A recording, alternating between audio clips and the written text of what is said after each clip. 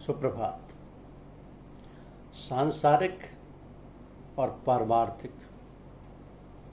सांसारिक और पारमार्थिक मनुष्य में दो प्रकार की इच्छाएं रहती हैं।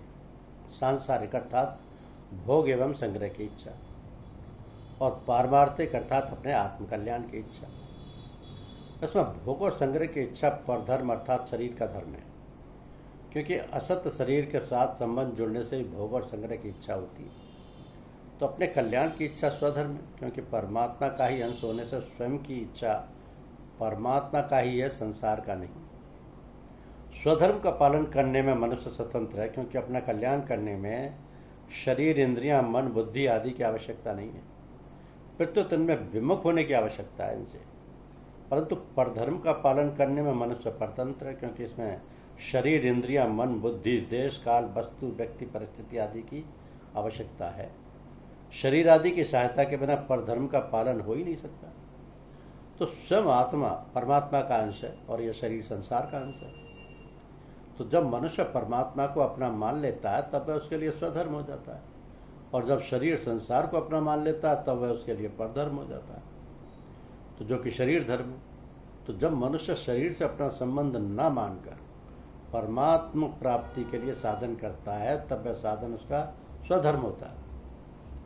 नित्य प्राप्त परमात्मा का अथवा स्वरूप का अनुभव कराने वाले सब साधन स्वधर्म है, और संसार की ओर ले जाने वाले सब कर्म परधर्म है। इस दृष्टि से कर्मयोग, ज्ञान योग और भक्ति योग, ये तीनों ही योग मार्ग मनुष्य मात्र के स्वधर्म है। इसके विपरीत शरीर से अपना संबंध मानकर भोग और संग्रह में लगना मनुष्य मात्र का परधर्म।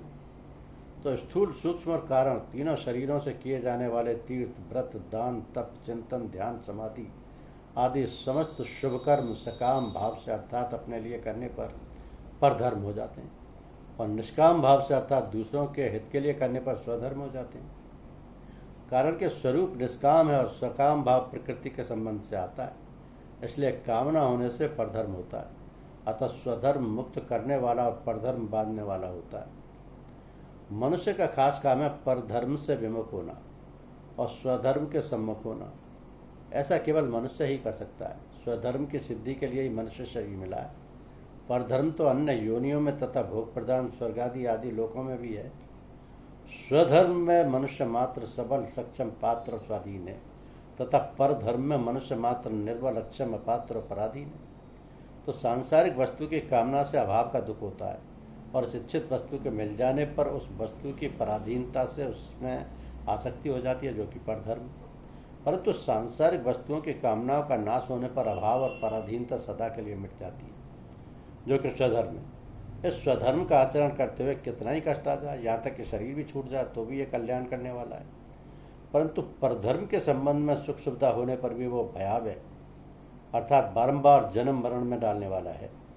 तो संसार में जितने भी दुख, शोक, चिंता आदि हैं, वे सब परधर्म का आश्रय लेने में ही हैं।